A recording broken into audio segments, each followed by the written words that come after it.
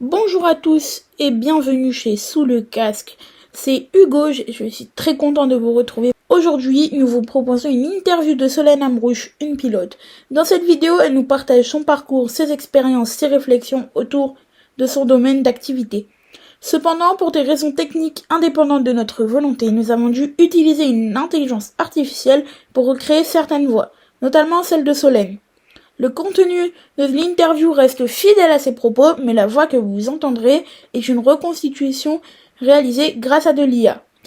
Merci pour votre compréhension et très bonne vidéo.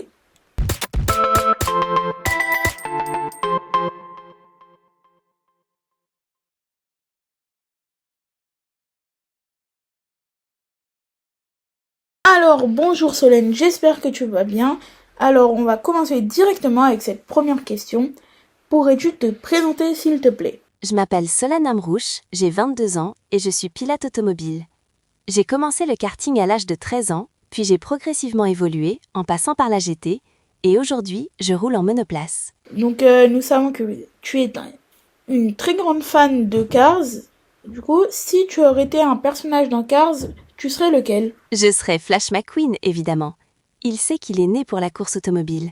Il a une énorme envie de gagner et il se bat toujours pour être le meilleur. Et surtout, il court aussi pour sa famille et son entourage. Ok. Et quelle est ta voiture de rêve ? Je n'ai pas vraiment de voiture de rêve, mais ma voiture préférée reste la Porsche GT3 RS 997. Cela dit, j'aimerais beaucoup avoir l'opportunité de rouler un jour en Lamborghini Aventador. As-tu pratiqué d'autres sports avant le sport automobile ? Oui, j'ai pratiqué l'équitation pendant 8 ans, la natation pendant 5 ans, le judo pendant 2 ans, et j'ai aussi testé beaucoup d'autres sports comme le badminton ou la boxe. Quel parallèle pourrais-tu faire entre le sport automobile et l'équitation ? Dans les deux cas, il faut énormément de discipline, beaucoup d'entraînement et de rigueur. Et malheureusement, ce sont aussi deux sports qui demandent un budget très important. Quelle est ta course préférée ? Ma course préférée est forcément les 24 heures du Mans, mais les 24 heures du Nürburgring sont aussi absolument incroyables. Quelle course rêverais-tu de faire ? Ce sont justement ces deux courses, les 24 heures du Mans et les 24 heures du Nürburgring. Quelle est ton écurie préférée ? Je n'ai pas d'écurie préférée. Chaque écurie a ses points forts et ses points faibles. Quel est ton circuit préféré et pourquoi ? Mon circuit préféré est Portimao. J'adore les circuits vallonnés et techniques. Ils regroupent tout type de virages, lents, rapides, techniques, avec beaucoup de dénivelé. Et en plus, il fait souvent très beau.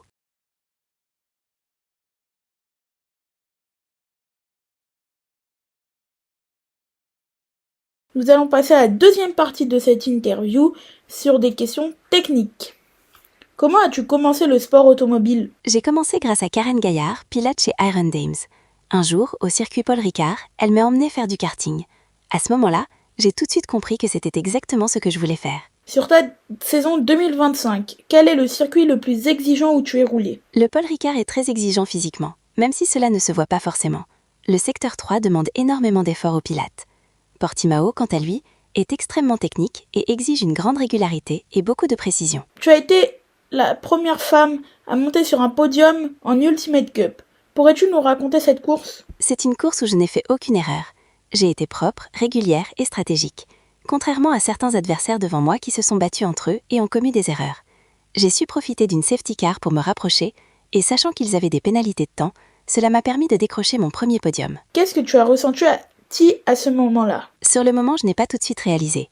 J'ai vraiment pris conscience quand on m'a appelé pour monter sur le podium à la 3e place. En sortant de la voiture, j'étais très heureuse, et j'avais surtout une seule envie, recommencer. Que penses-tu de la place de la femme en sport automobile ? Les femmes sont de plus en plus acceptées, même s'il reste encore certaines injustices. À mon sens, le sport automobile ne devrait pas être totalement mixte comme beaucoup d'autres sports. Hommes et femmes n'ont pas les mêmes capacités physiques. Avoir des catégories distinctes permettrait aux femmes d'avoir de véritables opportunités, notamment pour espérer un jour atteindre la Formule 1. Que penses-tu de la F1 Academy ? C'est une excellente initiative. C'est une très bonne académie pour permettre aux femmes de se comparer et de s'affronter entre elles. Elle offre beaucoup d'opportunités, mais elle devrait être davantage médiatisée et mieux mise en valeur à l'écran. Et surtout, il manque une suite, un accompagnement après la F1 Academy. As-tu déjà reçu des critiques car tu étais une femme en sport automobile ou parce que tu fais du contenu sur les réseaux ? Oui, lors de l'Ultimate Cup, quand j'étais en GT Sprint, j'ai vécu des situations très difficiles avec la direction de course. Manque de respect et propos sexistes. J'ai arrêté ce championnat après seulement 3 courses. C'était très marquant. Concernant les réseaux sociaux, aujourd'hui les gens comprennent et acceptent. Il y a parfois quelques commentaires négatifs, mais c'est très rare. J'ai beaucoup progressé en pilotage, et maintenant on me respecte davantage. As-tu déjà roulé contre des pilotes de Formule 1? Oui, j'ai roulé contre Kevin Magnussen, Mick Schumacher et aussi Valentino Rossi, ici du MotoGP. Quelle est ton anecdote la plus drôle sur un circuit? Ma première interview en anglais, en direct pendant les 24 heures de Barcelone. Je ne comprenais absolument rien à ce que la journaliste me disait, et mes coéquipiers, au lieu de m'aider, rigolaient et m'ont laissé seule face à la caméra.